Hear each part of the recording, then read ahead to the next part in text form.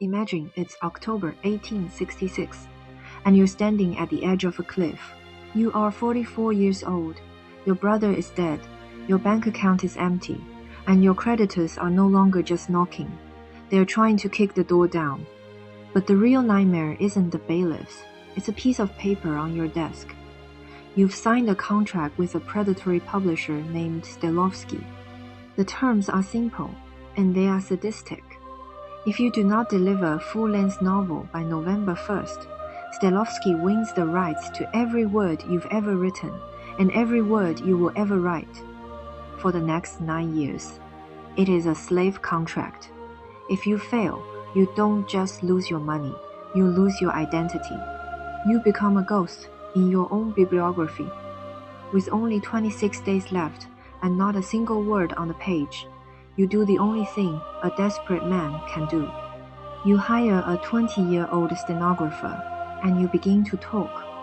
You dictate the story of a man possessed by the roulette wheel, a story you don't have to invent, because you've lived every agonizing second of it. This is the feverish birth of Fyodor Dostoevsky's The Gambler.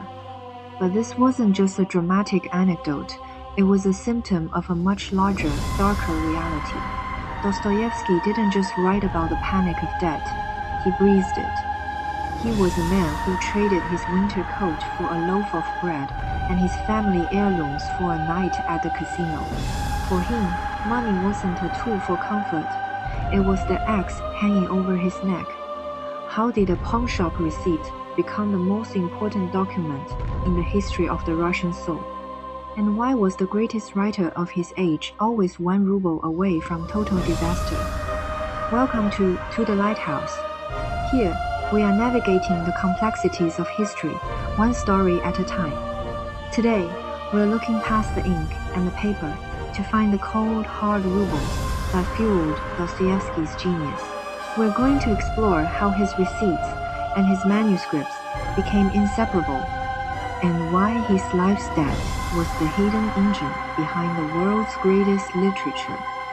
To understand why Dostoevsky's characters are always 1 ruble away from a nervous breakdown, we have to look at his most famous work, Crime and Punishment. When Dostoevsky was writing this in 1865, he was at his lowest point. He was hiding from creditors in a cramped room in Saint-Indai, Petersburg, drinking tea without sugar because he couldn't afford it. He was so broke that he had to pawn his only decent coat in the middle of a Russian winter. This is why the opening of the novel feels so visceral. When Raskolnikov walks into the pawn shop of the vulture Alyona Ivanovna, he isn't just a character. He is Dostoevsky's own desperation made flesh. Let's look at the mass of despair that fueled this story. In 1860s, St. Petersburg, a pawnbroker would charge a staggering 6% monthly interest. To us, that's high. To Dostoevsky, it was a slow-motion execution. If you pawned a silver watch for 5 rubles to buy bread, you were entering a race against time. You were guaranteed to lose. Raskolnikov picks up the axe to kill the pawnbroker because he wants to reset the ledger of his life. He thinks he's killing a person, but he's really trying to kill the very concept of debt. Dostoevsky shows us through hundreds of agonizing pages that while you can kill the person, you cannot kill the interest rate. The debt merely shifts from the pocket to the conscience. Every time Raskolnikov feels the weight of his guilt, he is feeling the weight of Dostoevsky's own epileptic economy, the frantic, breathless energy of writing to pay off an advance before the police come for him. This pressure created what I call the Great Literary Class War. In 19th century Russia, the Republic of Letters was split down the middle by a brutal financial divide. On one side stood the literary aristocrats, men like Leo Tolstoy and Ivan Turgenev. Tolstoy wrote War and Peace while leaning on the security of Yasnaya Polyana, a vast family estate with hundreds of serfs to harvest his crops and servants to iron his shirts. For Tolstoy, writing was a noble quest for truth, conducted in a study so quiet you could hear a leaf fall. Then there was Turgenev, the most European of the Russians, who lived off the massive revenues of his mother's estates. When Turgenev wrote, he was looking out the window of a Parisian villa.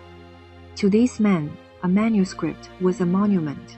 They had the luxury of time to polish every syllable until it shone like marble. On the other side of the barricades stood Dostoevsky, the leader of the proletarian pen. He was writing in drafty, rented rooms in St. Petersburg, with the literal sound of bailiffs knocking on the door and the screams of his neighbors' children piercing the walls. This wasn't just a difference in lifestyle, it was a fundamental difference in prose. Tolstoy's sentences are like a slow, rolling river, grand, steady, and inevitable. Dostoevsky's sentences are like a jagged, breathless panic attack. He didn't have the luxury of polishing his art. He was writing for survival. For him, a misplaced comma wasn't an aesthetic failure, it was a missed meal. The friction between these two worlds reached a boiling point in the 1860s. While Dostoevsky was stranded in Europe, hiding from debtors, he was forced to beg Turgenev for a measly 50 thalers to keep from being evicted. Turgenev gave it to him, but with a lingering aristocratic condescension that Dostoevsky never forgot.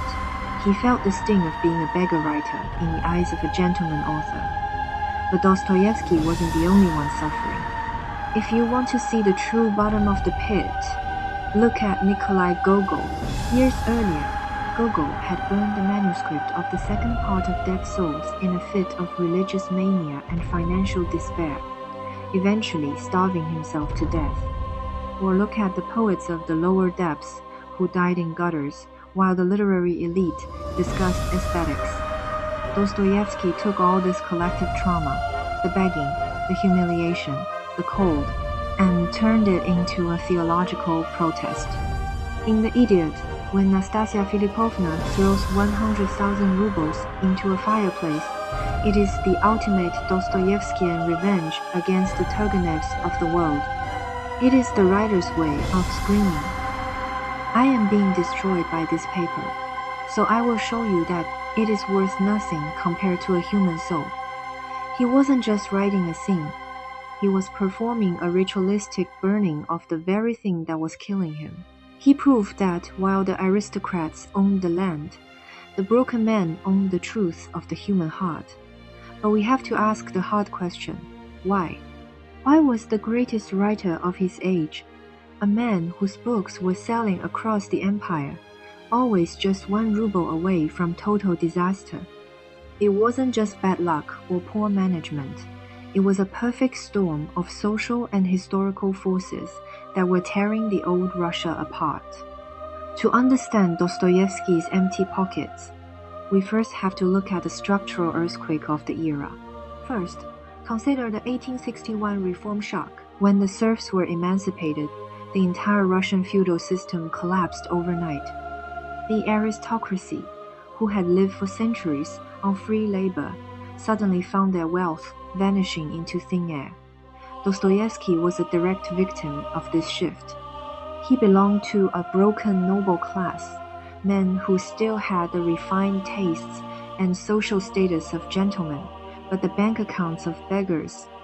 They were the superfluous men of the economy, stranded between an old world that was dead and a new one they didn't understand. This vacuum was immediately filled by a much darker force, the rise of predatory capitalism. As Russia transitioned into a modern ruble-based economy, it did so without a single modern banking law to protect the vulnerable. There were no fair loans or regulated credit unions. There were only usurers, pawnshops, and vultures waiting in the shadows of the Haymarket. For a man like Dostoevsky, who was perpetually living on credit, this meant he was constantly feeding a beast that could never be satisfied. This desperation, in turn, fueled his most famous personal demon, the gambler's trap. It's a mistake to think Dostoevsky gambled just for the thrill. For him, the roulette wheel was a mathematical miracle. He gambled because he felt that only a sudden, violent stroke of luck could pay off the mountain of life's arrears, that the traditional economy would never let him clear. It was a tragic paradox. He used the system of the casino to try and fight back against the system of the debt collectors.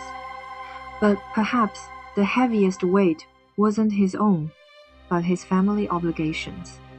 After his beloved brother Mikhail died, Dostoevsky didn't just mourn. He did something heroically self-destructive.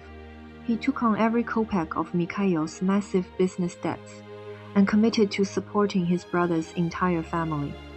He wasn't just writing for himself anymore. He was a man carrying the weight of 2 lives, 2 families, and a dozen creditors, all on the tip of one single pen. By the time he reached his final masterpiece, the Brothers Karamazov, this lifelong struggle had crystallized into a theology of money. Dostoevsky no longer saw his poverty as just a personal failing, but as a symptom of a world that had lost its way. He saw that in the new Russia, money was attempting to replace God. When Dmitry Karamazov walks around with 3,000 rubles sewn into a dirty rag around his neck, calling it his shame, he is carrying Dostoevsky's own trauma. He was warning us, when money becomes the only measure of a man, when everything has a price, then ultimately, nothing has a value. The final irony of Dostoevsky's life is that he died a financially stable man. The savior wasn't a miracle at the roulette table. It was Anna, the stenographer we mentioned previously. She became his manager, essentially the first professional literary agent in Russia. She proved that while Fyodor understood the soul of the ruble, only she could master its logic. But Dostoevsky never forgot the axe. He left us with a haunting warning. Money is coined liberty.